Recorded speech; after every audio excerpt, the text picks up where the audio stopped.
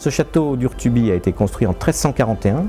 Au début, c'était un donjon carré avec des murailles et des fossés et un châtelet. Le châtelet, ce sont 2 tours qui encadraient un pont-levis. Puisqu'il y avait de l'eau tout autour, des douves, il a donc fallu pouvoir accéder au château par un pont-levis et on avait vraiment un château fort. 1341. À l'époque, nous étions anglais. C'était le roi d'Angleterre, Édouard III, qui a autorisé ma famille à construire ce château pour surveiller la route de l'Espagne.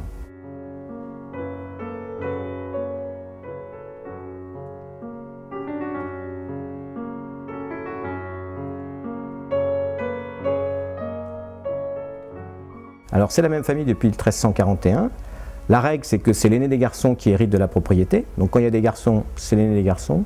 S'il n'y a pas de garçon, c'est la fille. Et 3 fois dans l'histoire de la propriété, c'est une nièce qui a hérité, puisque le propriétaire n'avait pas de descendant direct.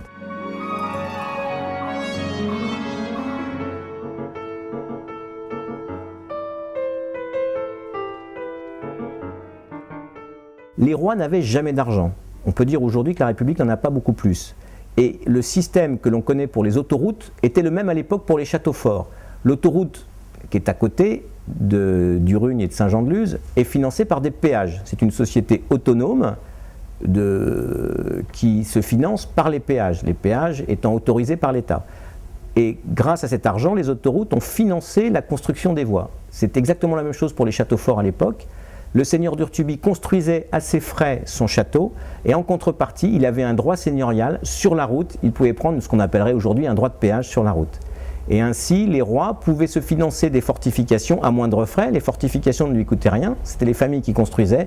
Et en contrepartie, les familles avaient un droit, allez, appelons-le droit de péage, c'était un peu plus compliqué que ça, mais qui lui permet d'avoir des rentrées régulières. Et la famille devait rendre compte au roi d'Angleterre au départ, puis roi de France après, de ce qui se passait ici sur les marches de l'Espagne. Les entrées des Espagnols, les conflits, c'était l'œil du roi ici dans cette région.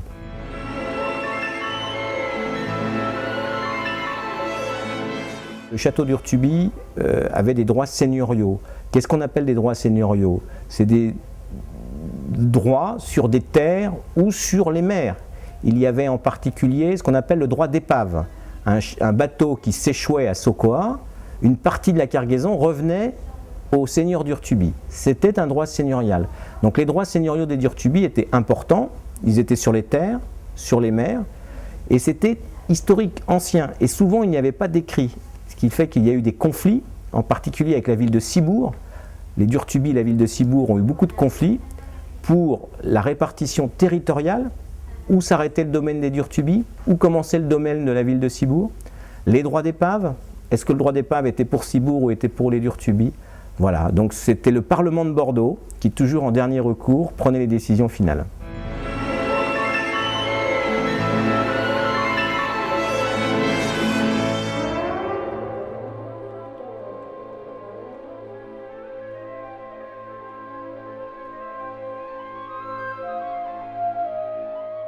Au fur et à mesure de l'avancée de la monarchie, les titres de noblesse ont été distribués de façon plus facile. Je m'explique. Tout à fait au début, en 1341, lorsqu'Urtuby a été construit, c'était un seigneur. C'était le seigneur d'Urtuby. Son nom de famille, c'était Tartas. Et c'était un descendant du vicomte de Labour.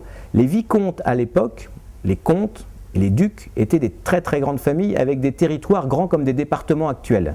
Il y en avait très peu et ils avaient des territoires énormes. Et en dessous de ces vicomtes, comtes, là je vous parle du XIVe siècle, il y avait des seigneurs, donc des militaires, qui étaient nobles, mais militaires sans titre.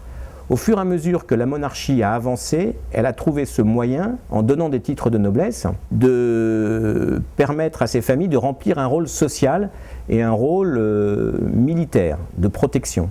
Donc petit à petit, les rois ont distribué, donné des titres de noblesse en reprenant les anciens titres du Moyen-Âge, en particulier les titres de vicomte et de comte. Donc le seigneur d'Urtuby, lui, sa terre a été érigée en vicomté.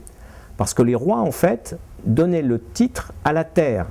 Donc on voulait mettre en valeur la terre, on voulait mettre en valeur une population, on voulait mettre en valeur des villages, et donc on donnait le titre à la terre. Ce qui fait que la seigneurie d'Urtuby est devenue le vicomté d'Urtuby. Et celui qui possédait la terre devenait le vicomte d'Urtubie.